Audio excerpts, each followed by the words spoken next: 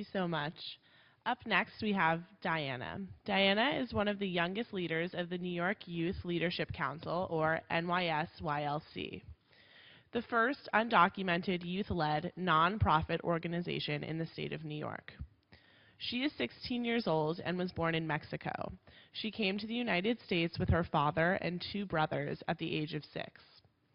After living in Florida for 9 years, she moved to New York City in 2011 after experiencing firsthand how secure communities programs destroyed and separated immigrant families.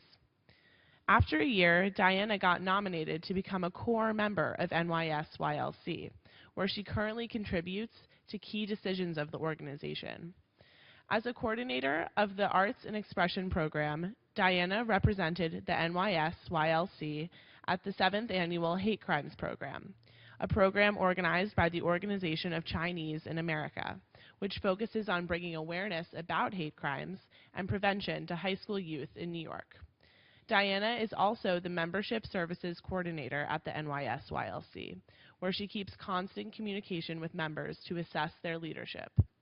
As a young activist at the NYSYLC, she has traveled to Washington, D.C. and Albany to advocate for important legislation that affects immigrant youth, such as the federal and state-level DREAM Act. Diana is a junior at Hostos Lincoln Academy of Science in the Bronx and takes college classes at Hostos Community College. She is a member of the Gay and Straight Alliance Club and Students Modeling a Research Topic team at her school. She was also a summer intern for the Bella Abzug Leadership Institute. She enjoys spending time with her father, nephews, and going to the movies. Diana hopes to continue learning both from school and from her activism at the New York State Youth Leadership Council, and remains committed to the fight for fundamental rights for everyone, including undocumented immigrants.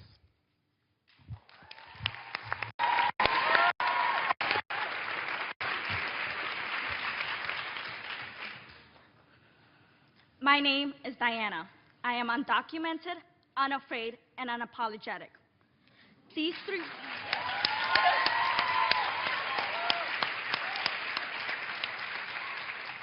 words have helped me cope with my immigration status. I was born in Puebla, Mexico.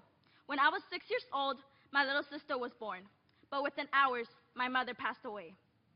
That same year, my 2 older brothers, my father, and I walked the Mexico-United States desert for 3 nights and 3 days with little to no food. In the summer of 2003, we arrived in Florida. At 13 years old, I became an aunt. My oldest brother would get up extra early to drive my father and me around, and during the day, he would work at a construction site. Months after his 18th birthday, Nazareth had been stopped by the police on his way to the gas station. He was detained for driving with no license. Immigration and Customs Enforcement, ICE, had put a hold on him, and he would not be released. He was sent to Broward Transitional Center, which is hours away from where we lived. It was dangerous for my father and I to see him, or else we would also be facing deportation. My dad was faced with a difficult decision: stay in Florida and face the same fate as my brother, or move to New York and leave everything behind. In May of 2011, I arrived in New York City. Back in Florida, I had applied to the best high schools in my region and was accepted to all of them. I had been excited to start high school, but that was no longer the case. I was depressed. I even thought of suicide. I missed everything. I wanted my old life back. I wanted to see my brother, my nephew, and my friends. In 2012, I became involved in the New York State Youth Leadership Council, the first undocumented youth-led organization in the state of New York. This group includes youth born from Colombia, Ecuador, Bangladesh, and many other countries. I first began this process by attending a general meeting in which I gained information about the organization and the work they do. I joined immediately and became part of this community, where I am not judged and my decisions matter. Best of all, I became empowered. The federal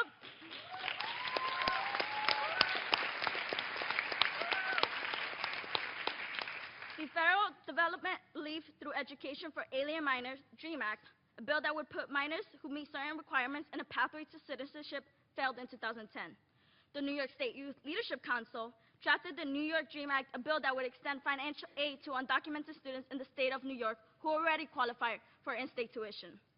In 2012, we urged Governor Cuomo to put this bill on his executive budget.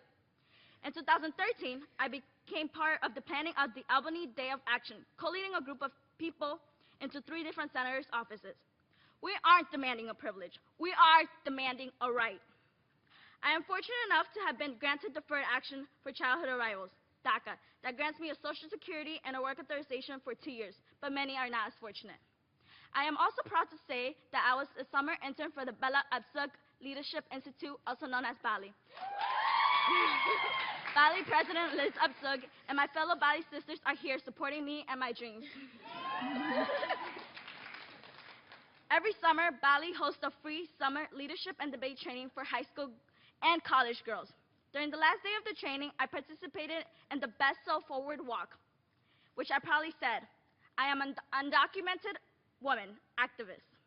Later in the day, a trainee reached out to me to share to me that she was also undocumented. We cried together, remembering that being undocumented is not just a one-person issue. It is also not just an Hispanic issue. My story is similar to millions of undocumented immigrants around the world who leave their native country in search for a better life. In the United States, there are more than 11 million undocumented immigrants, many of them children who came with or without their parents. I have met girls from Peru, the Philippines, and Nigeria who are also undocumented. People often tell undocumented immigrants who entered the United States without inspection to go back to their country and wait in line, when in reality, there is no line. There is no line for immigrants who are poor and can't afford the expensive paperwork for the visas, or don't qualify because they don't have a college degree or a close relative. Poor people can't afford to wait 15 years when our families are dying of hunger or don't have economic opportunities. The United States is not the only country. Countries like Italy, Japan, and Australia also have a large percentage of documented immigrants.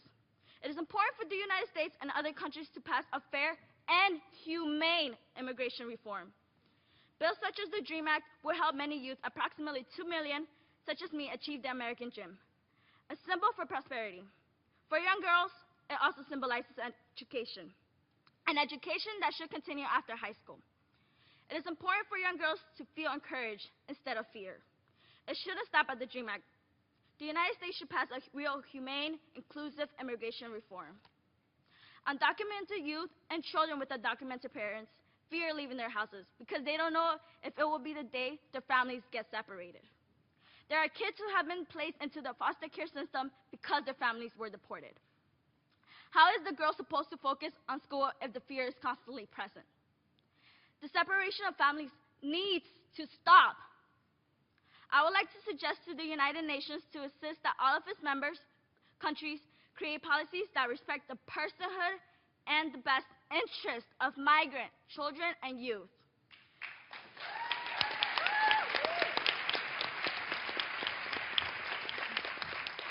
Growing up, I dreamed of becoming a lawyer, but how could that dream stand when all over people are telling me to go home to a country I rarely know, leave the country I grew up in and have been working really hard to finish high school. I plan to be the first in my family to go to college.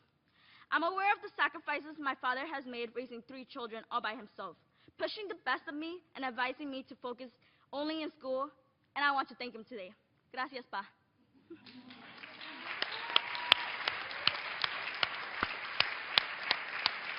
Lastly, I want to thank the United Nations for hosting this event, where young girls like me can speak about issues facing our generation.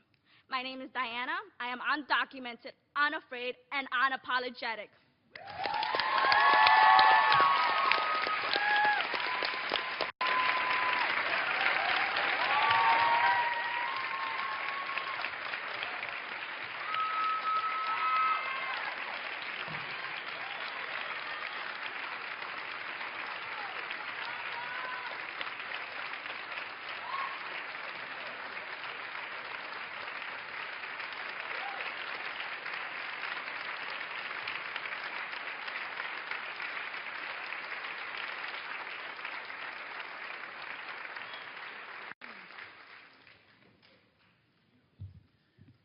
Thank you so much, Diana. As you can see, your story has really, really moved the audience here.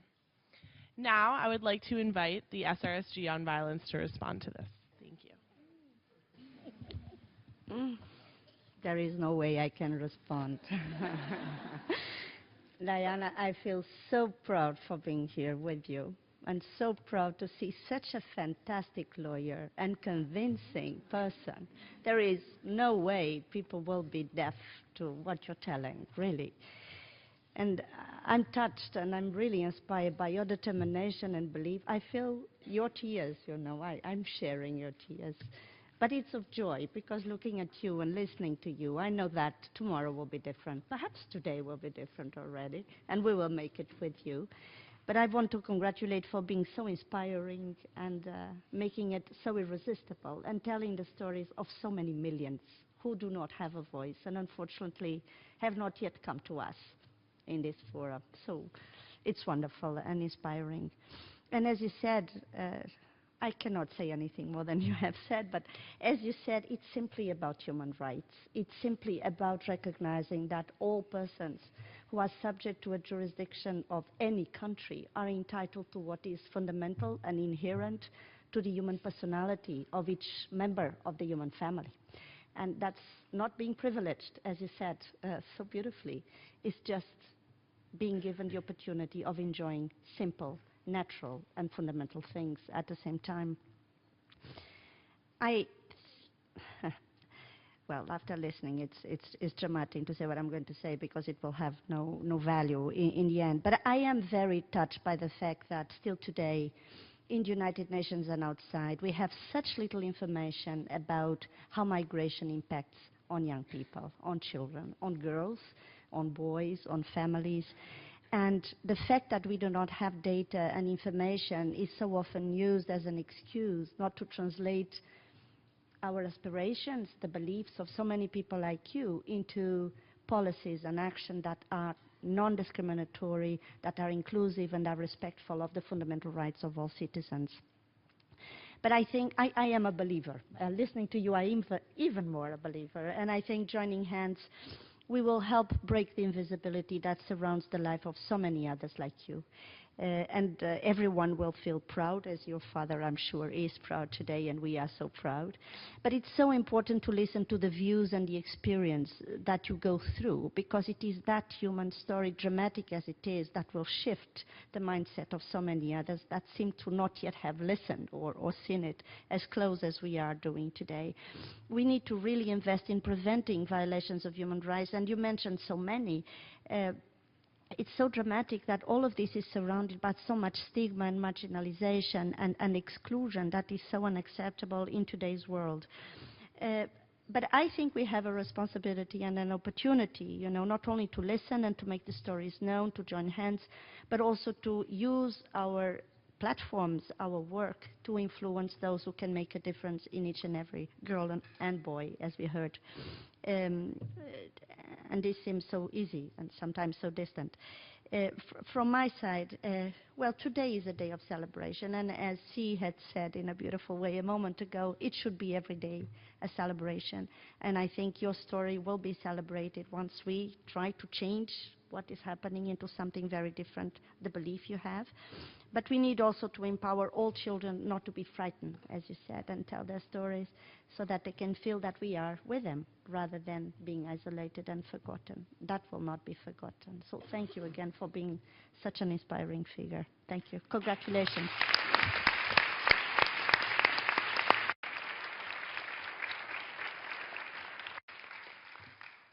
Thank you. And now Ambassador Ryshinsky of Canada. Well, thank you very much, Christina. And I feel that that words are inadequate to follow from Diana's presentation, because Diana, you humble me and humble us with your courage, your determination, and the resilience to not give up, to keep moving forward irrespective of the odds. And I think when you come to us at this session to bring together the joint themes of migration on the one hand and all of its incumbent challenges with the challenges faced by girls around the world, it really does bring into very, very sharp perspective the fact that, that in order for human potential to be realized, people unfortunately must struggle because they are denied the rights that they as human beings justly deserve, and the rights that are enshrined in the Charter of Universal Human Rights that are the basis for this House that we are in today, and it is a struggle that you personify as an individual, and one that all of us here in this room want to join you in order to advance the condition of girls, migrant families, and all others around the world.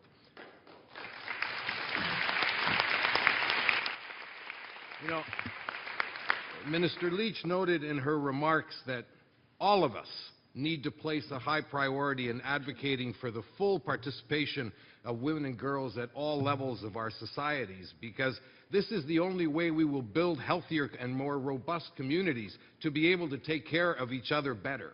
And if we empower girls to reach their full potential, they not only will strengthen their families, but they will strengthen their communities, they will strengthen their nations, and by extension, they will strengthen the world. And that is the objective of not just the International Day of the Girl, but everything that we try to do in the multilateral system. Now, we know that some progress has been made. More girls are in school today than ever before.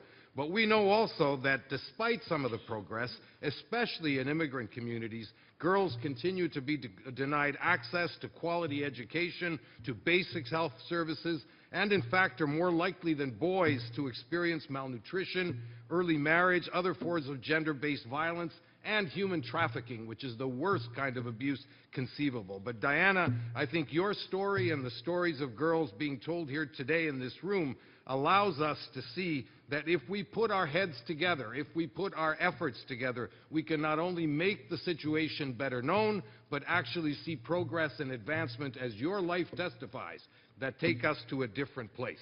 You know, a very wise lady, my grandmother, used to tell me when I was a little boy that the past is history, tomorrow is a mystery, but today is a gift. Use it. Use it for what you can to try to do everything that you can to make the lives of others better. I think your testimony today is an example of that, and all of us in this room share that goal and aspiration with you. And on this International Day of the Girl, as was said earlier, let's make sure that it isn't just today, that it is part of tomorrow and every day here at the UN and well beyond. Thank you so much. Merci beaucoup.